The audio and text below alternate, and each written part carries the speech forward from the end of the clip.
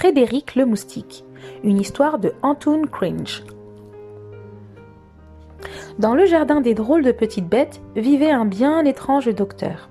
Les piqûres étaient le seul remède qu'il connaissait pour soigner ses patients. Entre nous, je ne pense pas que vous aimeriez être soigné de cette façon.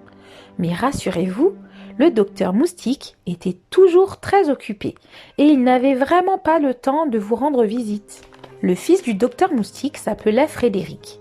Bien qu'il n'en éprouve pas le désir, son papa voulait qu'il soit docteur aussi. Pour cela, il devait étudier les livres, où l'on apprenait sans doute l'art de faire des piqûres. Ces livres étaient tellement épais. Ils avaient si peu d'images qu'il fallait beaucoup de courage pour les ouvrir. « Oh, je suis fatiguée de lire ces livres !» se disait Frédéric. Et chaque fois que Frédéric pleurait ou protestait, son papa piquait une colère qui se terminait en général par « Va dans ta chambre et n'en sors que lorsque tu auras changé d'avis. Il faut que tu lises ces livres si tu veux devenir docteur comme moi, d'accord ?» Alors Frédéric s'enfermait dans sa chambre en se promettant que jamais il ne serait docteur.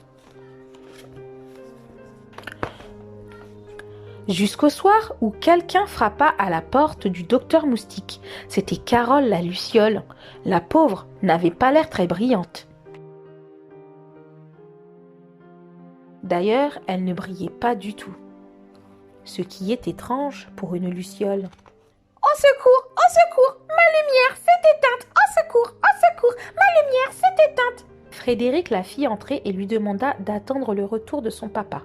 Mais la luciole ne l'écoutait pas et répétait sans cesse. « Au secours, ma lumière s'est éteinte, au secours, ma lumière s'est éteinte !»« Il suffit peut-être de changer une ampoule !» dit-il pour la rassurer. Comme la luciole sanglotait, il tenta de la consoler en lui disant que son papa savait très bien faire les piqûres.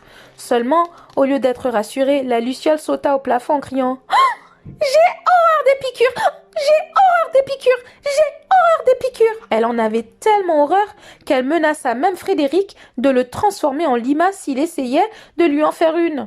À cet instant, le docteur Moustique rentra et dit en voyant Carole « Allons, qu'est-ce que j'entends ?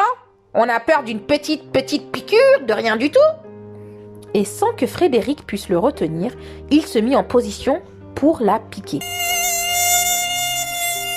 Oh non, papa!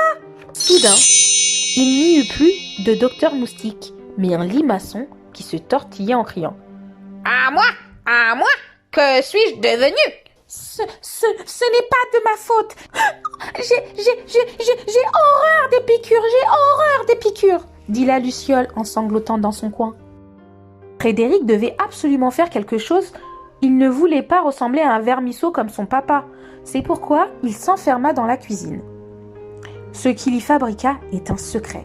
Pour répondre un peu à votre curiosité, je peux quand même vous dire qu'il s'agissait d'un sirop. J'ajouterais aussi que ça sentait très bon le chewing-gum à la menthe, le chocolat noisette et la sucette à la fraise. Frédéric s'empressa de donner une cuillerée de son sirop à la luciole et comme par enchantement, elle se mit à briller aussi fort qu'une étoile.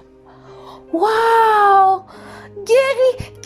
Je suis guérie !» s'écria-t-elle en sautant de joie. Puis Frédéric donna une autre cuillerée à la limace. En un clin d'œil, son papa réapparut à son tour. Il sauta de joie. « Ah, mon fils, tu as réussi !» Voilà comment Frédéric le Moustique, un peu malgré lui, fit le bonheur de son papa et des habitants du jardin en devenant docteur. Vous imaginez un docteur qui ne fait pas de piqûres et qui soignait ses patients en leur donnant du sirop ? Voilà pour vous. Merci Frédéric. Il ne refusait d'ailleurs jamais d'en donner, même aux gourmands en bonne santé, car son sirop avait aussi la merveilleuse vertu de rendre les gens joyeux, et Frédéric voulait que tout le monde le soit. Bonjour docteur. Bonjour docteur. Bonjour docteur Frédéric. Bonjour.